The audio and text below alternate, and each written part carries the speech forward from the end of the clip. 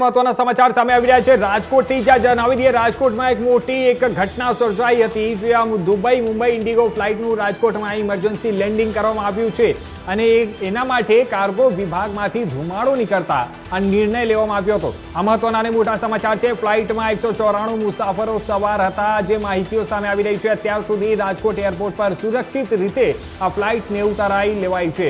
તમામ મુસાફરોને સુરક્ષિત રીતે બહાર પણ કાઢી લેવામાં આવ્યા છે।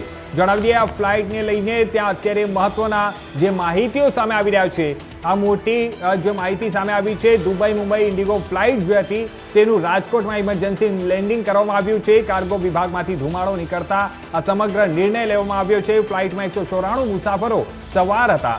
જ્યારે જણાવી દઈએ કે રાજકોટ એરપોર્ટ પર સુરક્ષિત રીતે ઉતારવામાં સફળતા મળી છે। તમામ મુસાફરોને સુરક્ષિત રીતે બહાર પણ કાઢી લેવાયા છે। કોઈ પણ જાનહાની થઈ નથી, કોઈ પણ ઈજા થઈ નથી અને ડોગ સ્ક્વોડ અને બોમ્બ સ્ક્વોડે એની સમગ્ર તપાસ હાથ ધરી છે। આ આગ લાગવા પાછળ કારણ શું છે, જે ધુમાડો નીકળ્યો હતો તે ધુમાડા નીકળવા પાછળ કારણ શું છે, શું ખામીઓ હતી, આ સમગ્ર વસ્તુની તપાસ કરવા માટે હવે એના જે તપાસ માટેની હાથ ધરવામાં આવી છે અને જે પ્રક્રિયા છે તે પણ શરૂ કરી દેવામાં આવી છે। આ મહત્વના અને મોટા સમાચાર સામે આવી રહ્યા છે રાજકોટથી જ્યાં જણાવી દઈએ ધુમાડાનું કારણ જાણવા માટે તપાસ હવે શરૂ કરી દેવામાં આવ્યો છે।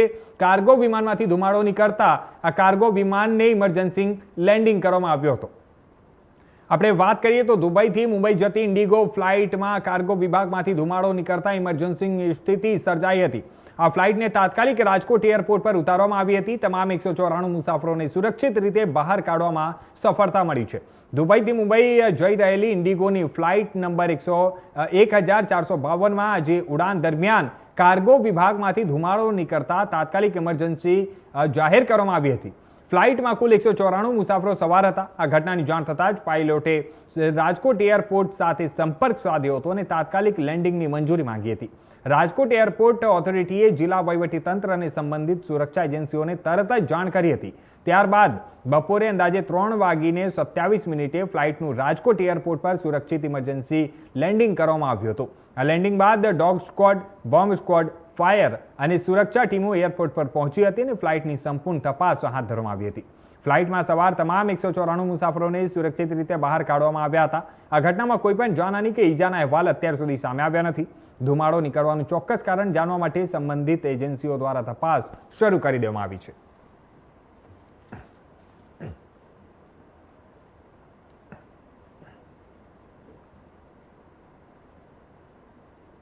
તો હાલ જણાવી દઈએ મોટા અને મહત્વના સમાચાર સામે આવી રહ્યા છે રાજકોટથી જ્યાં રાજકોટમાં આ કાર્ગો જે ફ્લાઇટ હતી કાર્ગો ફ્લાઇટની ઇમરજન્સી લેન્ડિંગ કરવામાં આવ્યું છે અને જે ઇમરજન્સી લેન્ડિંગ છે તે એના પાછળનું મુખ્ય કારણ એ છે કે કાર્ગો વિભાગમાંથી ધુમાડો નીકળતા તરત જ ઇમરજન્સીમાં એને લેન્ડિંગ કરવામાં આવ્યું હતું।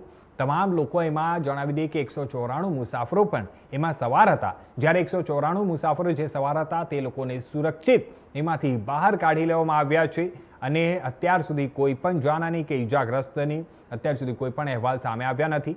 પરંતુ જણાવી દઈએ કે આ જે ધુમાડો નીકળતો હતો તેની પાછળ મુખ્ય કારણ શું છે તેને લઈને હવે તપાસ એ જાણવા માટે તપાસ હાથ ધરવામાં આવી છે। સંબંધિત જે પણ એજન્સીઓ હતા તે લોકોને તરત જ રાજકોટ એરપોર્ટ તરફથી એરપોર્ટ ઓથોરિટી તરફથી જાણ કરવામાં આવી હતી। જે બાદ ડોગ સ્ક્વોડ, બોમ્બ સ્ક્વોડ અને તાત્કાલિક ત્યાં ફાયર ફાઇટરના જવાનો તમામ લોકો પહોંચી ગયા હતા અને બચાવ કામગીરી શરૂ કરી હતી।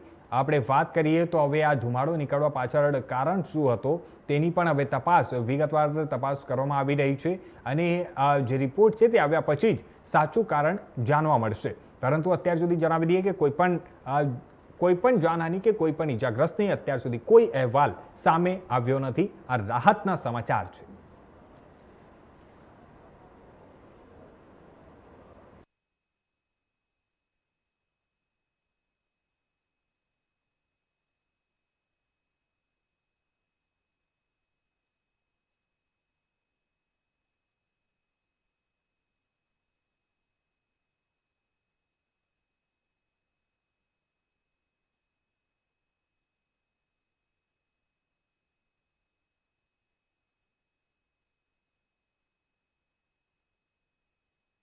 ફ્લાઇટનું રાજકોટમાં ઇમરજન્સી લેન્ડિંગ કરવામાં આવ્યું છે। કાર્ગો વિભાગમાંથી ધુમાડો નીકળતા સમગ્ર નિર્ણય લેવામાં આવ્યો છે આ નિર્ણયમાં જણાવી દઈએ કે ફ્લાઇટમાં 194 મુસાફરો પણ સવાર હતા, જ્યારે રાજકોટ એરપોર્ટ પર સુરક્ષિત રીતે આ ફ્લાઇટની લેન્ડિંગ કરવામાં આવી હતી અને જે બાદ 194 જે મુસાફરો હતા તે લોકોને આ બાદ ત્યાંથી બહાર કાઢવામાં સફળતા મળી છે।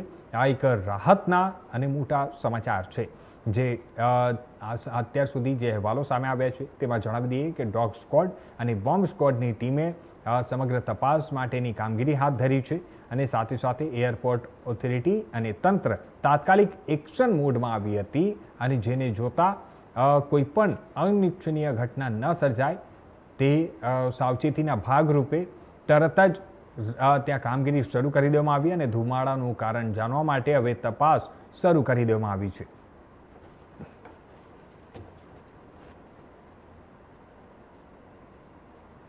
તો આ સમાચાર પર વધુ વિગતવાર વાત કરવા માટે અમારી સાથે જોડાઈ ગયા છે અમારા સંવાદદાતા પ્રતિક લીંબાણી રાજકોટથી ફોન લાઈનથી।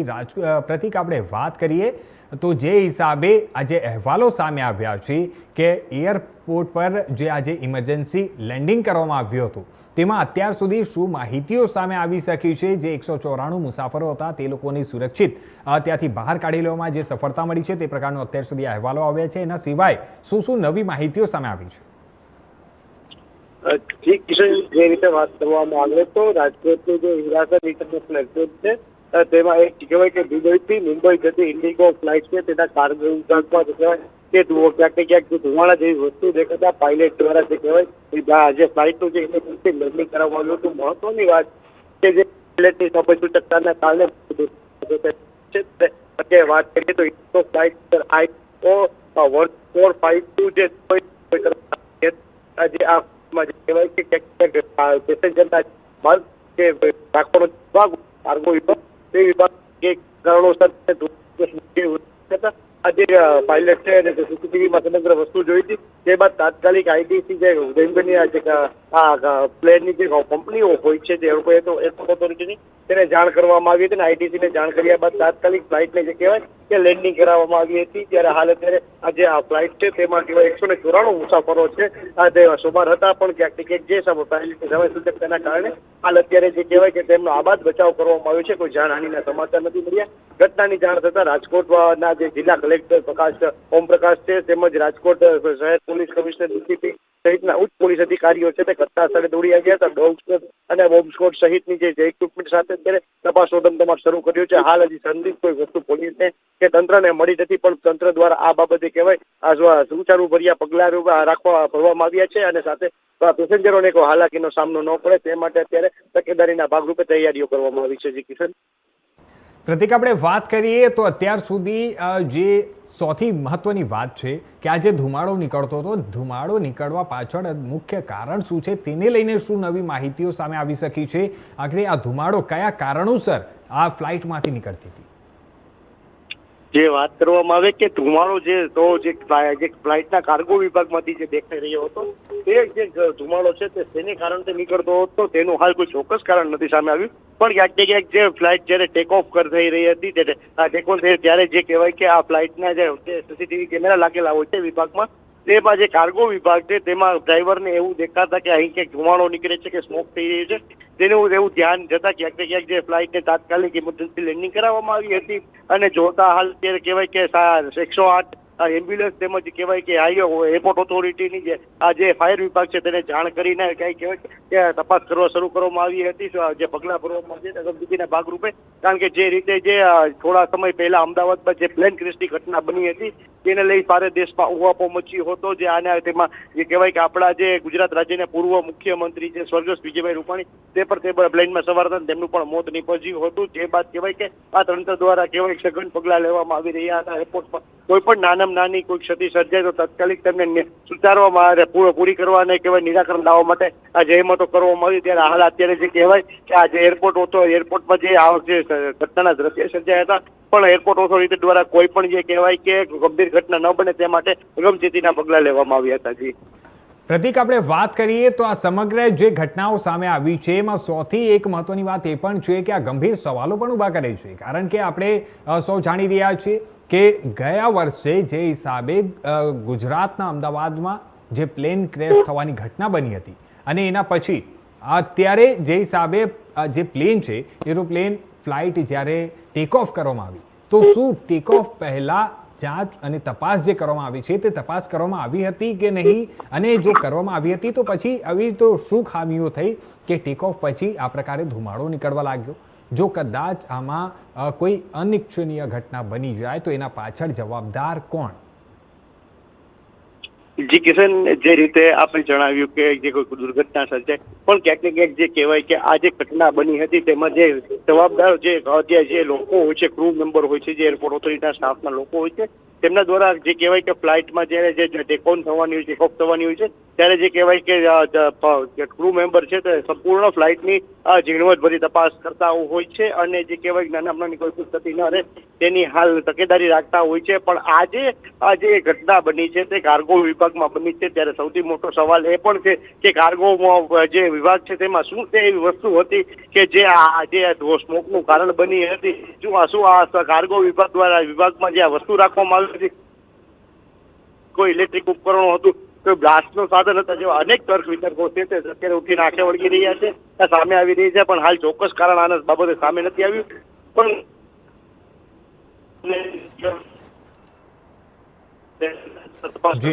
પ્રતિક, આ બાબતે કહેવાય કે દૂધને દૂધ જી અને કહેવાય કે જે પણ જવાબદાર હશે તેની સામે કડક પગલાં પણ હાલ અત્યારે આ એરપોર્ટ ઓથોરિટી દ્વારા લેવામાં આવશે. ધન્યવાદ પ્રતિક અમારી સાથે જોડવા માટે અને